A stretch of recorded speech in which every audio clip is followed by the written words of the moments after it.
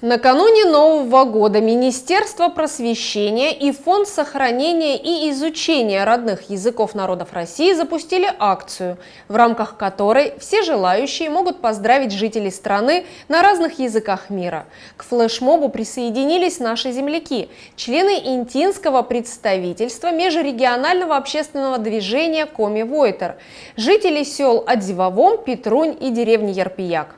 Дона землякес. Пășăciулă молодянес, Выльвон и Рождествон. Щиятиян, Джон видлун, шуда олем, Медсемянат валиста вызбур, Кожинем да буршут тиянлы. Пыдди пуктана Дона Йортяс, поздравляет Татьянты Выльвон да Рождествон. Көся мед локтан воз вали быт бокшень бур. Медым ставнумлен вали Джон виджалун да шудлун. Став бурсы тян Выльвон. Дона Коми-Войтер. Ми Петрунчик саолыщас. Кысям чоломавны тянте. Выльвон, Рождествон. Медум став бурус вали тян локтан вон. Здоровье тян шудлун.